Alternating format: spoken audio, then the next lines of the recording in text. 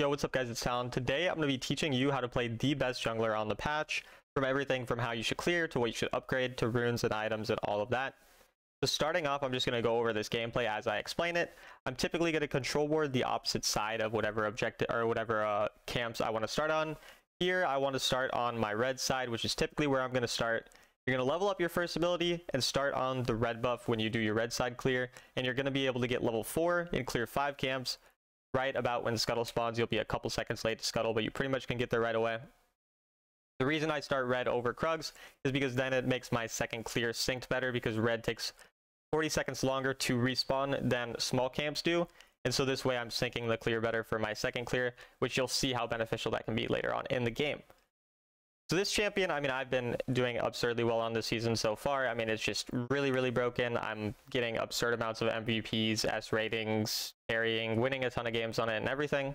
And this is going to be a game where my team really ends up losing very poorly. You see, or where my team does really bad early game. So my Ornn already gets solo killed, or not solo killed, but rather ganked and died, because this Pantheon was rotating from mid lane and then trying to gank other lanes all the time, and it made my Ornn's game really hard, and then just all of my lanes were generally not doing very well. But as you can see, we're just typically going to clear our entire red side and then go on to the blue side. Now say I did really want to gank bot lane early, I would have started on my blue buff, starting my first ability as well, and then doing basically the same thing except just on the opposite side in terms of clearing. Typically I'm always going to clear 5 camps and then go Scuttle, because you have a really fast clear speed. You can see Scuttle spawns at 125 and I'm able to get there at about 130. This wasn't even the fastest clear you could do. You could do it a bit faster, but I didn't do it perfectly. And then we end up getting contested here, and then I also miss smite, and so you can see the game does not go very well. But this is still going to be the typical way you're going to approach the early game, making a consistent play, farming like that, going for Scuttle early. Obviously it's not always going to work out, and that's why I do think it's good to even show you guys how to play this champion when it doesn't work out so well. You're going to see I'm going to recall as soon as I get the Hex thing, and then I'm immediately going to try to go to the bot side to see if I can get the Scuttle and hit level 5. Typically, if you clear all 6 of your camps and you get Scuttle, then you'll be level 5, and that's when you're going to look for your first gank most often, and oftentimes you're going to be able to find a really effective gank or some type of kill. It doesn't always work out, but most times it goes really smoothly and you end up getting a really good early game off it. And this specific game didn't go quite as well, and it looks like I missed the Scuttle. I thought it was on the bottom side. Turns out it was up here, but we end up obviously getting that, and I've already hit level 5 because additional time has passed. And now that I have level 5, I'm going to be a lot more eager to gank. But you can see here that my entire camps are all spawning at a very similar time. So you can see obviously my Krug spawn, and then about in about 10 seconds my other camp's going to spawn as well. We try to end up getting a kill here, but nothing really works out. Again, kind of weaker laners at the moment, so it's a bit harder to make great plays, but we do continue to look for something and then find a pretty good little kill on the Zyra there. I do end up dying. I was just trying to get enough damage off so my team could get the kill. Didn't work out perfectly. Pantheon ends up ganking us, and the game goes really poorly early on. But this still showcases the typical way you're going to play the game. In the early game on Vi, you're going to be clearing, just pretty much full clearing, trying to get Scuttle, hit level 5, and then look for a gank angle. And I do think this will be nice to show you guys kind of how we come back from a game that doesn't look super good. So typically, once the game is not looking as good on Vi, I'm going to be very focused on just farming and making sure that I can hit Trinity Force before the first dragon. That's usually the main goal, is to hit your Trinity Force before the first dragon, which I think now is a good time for me to explain the build really quickly to you guys. So typically, Trinity Force, Mercury Treads, Guardian Angel, Sterak's Gauge, Twin Guard, and then either Thornmail or Force of Nature, depending on the game. A couple other situational tank items can be built in the 4th and 5th slot as well, instead of Twin Guard or Force of Nature. But that's typically what we're going to build. The reason for the Guardian Angel is because it synergizes really well with my runes, which are Aftershock, Purge of the Colossus, Second Wind, or rather Bone Plating. I don't go Second Wind, I go Bone Plating, and then Perseverance. And then alongside that, I go for Ingenious Hunter. And Ingenious Hunter reduces item cooldowns, and so it reduces the cooldown of Guardian Angel, of Sterak's, and of Gargoyle, which is the enchant that I'll typically go for. And so all of these things end up making me able to just be really tanky, go in, still have a lot of damage and all of that. You're going to see we find people overextending, and Vi is really good at punishing people for overextending because of her ultimate. And so you're going to see here, we're going to get a nice little kill on the Pantheon there, or it goes to our teammate, but we're still able to get a lot off there. And then it's really important to try to wait until people use their mobility before you end up ulting. You saw there I kind of waited for Vi, or for Riven rather, to go over the wall, and then I ulted them afterwards. But we can see the fight here. Doesn't look like it ends up turning out too good. Actually, we do outplay it. I didn't remember there that we did outplay. But there's something that I do think is important to note there that I did, which I want to kind of go back on. Notice how I purposefully will hit this Riven, and then I'll hit the Amumu, or I'll hit the Riven with my third ability, and then it'll splash onto Amumu. Because if you don't know how the third ability works, it actually will shoot a cone of damage basically right like behind whatever target you hit. And so in that scenario, I ended up hitting the Riven so that it would hit the Amumu, which is a nice little thing you can do, and a nice play that ended up getting us that additional kill there. And then here I also cancel the Pantheon stun with my first ability. So you can use your first ability to cancel a lot of CC. That was a really good outplay by me there that ends up putting us in a great position to come back. So these are some of the more mechanical things of Vi that once you get used to her, you can really do as well. You can cancel things like a Pantheon stun or other dashes onto you like I did there with my first ability, and you can use your third ability to hit things behind to possibly hit splash damage and get additional poke on your opponents. And so now that we kind of turned the game around a bit through that skirmish, I'm now looking to just farm and make sure that I'm still staying efficient. I don't have my smite up, and so I'm not going to try to contest this objective until my smite actually comes up. And if they get it beforehand, then I'm kind of fine with that. But if I see an angle to go in, I can obviously try to. So I'm just kind of waiting to see if my smite will come up in time. And then it looks like it barely is about to come up, and so I try to hit the smite, end up missing it. No really big deal, you know, we just lose our smite. Pretty safe since I could just Q over the wall. And then now I just go right back to farming again. So, and a really important thing about Vi is the fact that she has an insanely strong clear speed, and you have to utilize this clear speed by clearing your camps pretty much as they're coming up. And so I'm immediately clearing my entire bottom side of the map. Since I see a possible gank angle, I do go for it. And then after this, I'm going to go right back to farming, depending on how the play works out, of course. So we see here again, I'm going to also first ability the Pantheon backwards, which is something that is also important to note. If you're right on top of someone and you first ability backwards, it will actually knock them back, which is a very effective thing to do as well, and allows you to kill people. We get another good kill there. Again, just kind of playing mechanically pretty well this game, and that's a really good thing about Vi. She's not very mechanically hard to play. If you know those few tricks that I told you guys earlier in this video, you're going to be able to play extremely well on Vi. Not a hard champion to learn, which is really great as well. And so now we've kind of managed to turn the game around by just focusing on farm, making a couple outplays, and not overly concerning ourselves with our laners when they do lose. Just using our ultimate when it comes off cooldown to pretty much make plays. And then now I'm going to just farm everything that I can on the map. I see a kill for Vi, or for Riven, so obviously I try to kill them. But then they end up kind of juking me here. Very unfortunate. Still looks like I'm going to be able to kill them though, so we'll still take it. But yeah, a little bit harder than we would have liked. So I don't remember everything about this game because it was a day ago. So I'm kind of going over my thought process as I am watching the game back. So I don't remember like all of the unique decisions. But yeah, I think overall I've kind of explained a good amount of the early game in terms of how you want to clear and how you're really playing around your ultimate cooldown in terms of ganking and everything. And you can just focus on farming even if the game does go poorly in a game like this.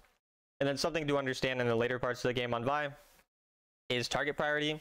You're really good at stopping assassins from engaging on your teammates, and so you can play to peel really well when you have someone who's strong on your team, or when you want to shut down a fed assassin. And then when there's a fed enemy carry, like an AD carry or something, you also have really good targeting, and you're really good at shutting down carries. So you can kind of play to just shut down whoever the strongest member of the enemy team is. Again, every time that I see someone engaging on my team, I'm always trying to basically just immediately ult them and CC them, and kind of one-shot them because you have a lot of burst damage as well with this build. So that is the main focus because we saw how Pantheon went in there. I'm immediately trying to go on him, CC him, lock him up, and one-shot him because I have a big gold lead. I am really strong. And I'm also playing around the Aftershock procs, which is, again, another thing that people don't typically do. Oftentimes they'll play Conqueror on Vi. But for me, with Aftershock, you can then really play around that kind of one-shot opportunity because you don't have to be as scared when you're ulting in and first abilitying in on people because you have that additional tankiness from the Aftershock when you land your first ability or your ultimate. And so playing really hard around that.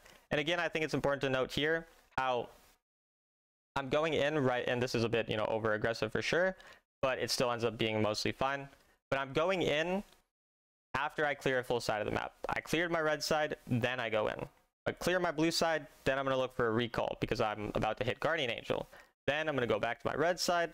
I'm going to either clear the camps when they're up, or I'm going to look for a gank while I'm waiting for the camps to come. I'm always playing around the camp timers and stuff like this. It's just a very important, consistent thing that you can do. When you're playing jungle, make sure you're really playing around the timers in terms of when your camps are spawning. That just makes it a lot easier to climb and to just really play really effectively. We'll skip through here while we recall. We don't need to see me recalling. And then now another objective is coming up. Typically, if you're able to hit Guardian Angel by the second dragon on Vi, you're going to be in a pretty good spot to carry a fight. And so I'm going to look for a fight if my team ends up showing up. And if they don't, then I should probably just kind of back off. But we're definitely going to see if we can find a possible angle, or at least an angle for a steal, and look to kind of one-shot and burst someone down, because we are really strong in this game at this point. So that's kind of what we're looking for here. You can see I'm just sweeping, and at this point, since they are having the first track in the objective, I'm kind of just looking to see if I can steal it, and then maybe I can go in afterwards. And so then my team gets a good engage. We end up getting the steal. Our teammate, I think, ended up securing it. And then we go in and we just have that real tankiness with the Guardian Angel to kind of stall and buy a lot of time. You see how I'm buying so much time of 2 people. And then obviously my team ended up dying in the backline, which isn't the best. But this is a pretty funny escape at least. So, you know, we'll take that. And that is the power of Guardian Angel. It can make for these weird plays where the reason Guardian Angel works so well on Vi compared to other champions is because she's such a good champion at buying time and going all in, that it's okay even if you're going to die out of your Guardian Angel. Oftentimes you're going to be able to buy a lot of time and make great engages and be more kind of aggressive with your engages. And then another thing is her cooldowns are low enough where she has her mobility back when the Guardian Angel's done. So say that you first ability in on someone and you die 3 seconds later, and then your Guardian Angel pops. Once your Guardian Angel is gone, like once you revive, your first ability is going to be off cooldown, and then you're going to have that mobility to possibly escape, which is really nice on Vi, and one of the reasons that I like it so much on her. So you just have a lot of initial tankiness with this build, with the Aftershock and the resistances from Guardian Angel, Mercury Treads, and the low cooldowns on Guardian Angel and Mercury and Gargoyle and Sterix Gauge due to Ingenious Hunter. It just synergizes really, really nice the entire build together. And you can see here, this is a pretty consistent thing in my games. Either I have bad laners, and I'm ending up literally having nearly 100% kill participation, making a lot of consistent, really good engages on this champion and being able to climb really effectively. And then when I do have good laners, I mean, the games are very straightforward and very easy because we're still able to play in this consistent way, and then our laners are actually winning. And so one thing about Vi is she is kind of mana hungry, so you have to make sure you're really having your blue buff pretty much off cooldown, because it is typically a bit hard to play without that mana. You can see here, I mean, I just have so much damage. I did an insane amount of damage. Once again, I have first ability them backwards, which is something I was trying to tell you guys about earlier. It's important to make sure that you try first abilitying people backwards into your team when you have the angle. And then now we go for the Baron, which is another nice thing about Vi. Her shielding from her second ability allows her to tank Baron really well, and so you're pretty good at taking Baron. You do decent damage to it if your team is also there, then you have that tankiness. So even though I was really low, I was able to get that Baron with my team after we killed them. And once again, 15 of 16 kill participation, 7 kills, even though I'm not playing a tank, I'm playing, you know, more of a bruiser style champion, and we're still able to do that well. So taking a sip of water because I've been talking for like 13 straight minutes, but I hope that this has been kind of valuable so far, talking about how to play Vi. We're still definitely not hard winning this game, still have to do a lot for the rest of the game, but if I'm kind of to summarize some of the main points of playing Vi, playing around her early clear speed to keep tempo and keep pace on the enemy jungle is really important. Always having a gold lead, and then playing around your Trinity Force as your first kind of power spike, and then just constantly trying to keep that item advantage, and then looking to burst down enemy carries. You can see the angle I have to go in on these people, even though I obviously go in under a turret and 3 people stun me. I'm able to do so much damage to their carries, and I'm still not dead. I'm so tanky at this point in the game. It's actually absurd. I have so much time to stall. Even if I make a mistake, I have the Guardian Angel. And then you can see here, I get a nice Q flash. Pretty cool. Almost killed Zyra too, but she does end up dying. And so that is the last kind of mechanical thing that I will note. The first ability plus flash combo is something I use very frequently. You saw I used it there. It can extend your range for ganks and knock people up and surprise them very well. So I do really recommend that as well if you're looking for a good way to engage. And now that we've got the Baron, we broke their inhib, I'm just going to look to see if I can invade anything before the enemy respawn. So I was looking here to see if the blue buff is up. It is up, which is really nice. I'm able to try to steal this. And then should look to recall before the dragon, because the dragon is spawning soon. But I might go and farm my red buff first. It looks like Riven ends up coming here. I don't really know why Riven is here. I'm pretty sure we can just kill them with our teammate. So we're just going to ult them and CC them. Another important thing for Vi, make sure you're not using all of your CC and gap closing at once. Use your first ability maybe to try to knock someone up initially, and then once they use their mobility to run away, then you can use your ultimate to follow them. Don't just first ability ultimate all the time, because usually, unless you know you can one-shot the person, that's just going to be wasting all your stuff, and they're going to escape with a flash, or they're going to stasis, or they're going to use whatever, you know. So make sure that you're not doing that, and instead you're kind of layering your CC on top of each other, and trying to get the maximum kind of CC time that you can. So here, I know that we have an additional member, so I'm kind of just trying to bait them to go in on me. So that's why I'm hitting this dragon here, which is something you can do as well, because you are good at tanking objectives, and you are really good at turning as well. And so we try to hit the smite. We do successfully hit that. And then now we go in, we get a kill on the Pantheon. And from here, it's a pretty straightforward fight, because we are ahead now that we kind of allowed our team through our early game plays to get really ahead. And then here even, you're going to see again, I'm going to use the splash damage from my third ability to try to get more damage, and then I think we'll end here, if I'm not mistaken. We do end here. So that's 11, 1, and 12, pretty much almost 100% KP. We can look at the exact stats there as we pull it up. But yeah, 23 of 25 KP in a game where you saw my laners were not very good. Pretty much solo carrying through that early clear speed with this really strong build and just playing around kind of tempo, because this champion is crazy OP. Literally has good CC, good tankiness, good damage, clear speed, early game, still scales well, build diversity. I mean, it's just such a broken champ on this patch, so I really recommend you guys trying to play it if you're looking for a good jungler on this patch. As always, I hope you enjoyed the video. If you would like or subscribe, I'd appreciate that, and I'll see you in the next one.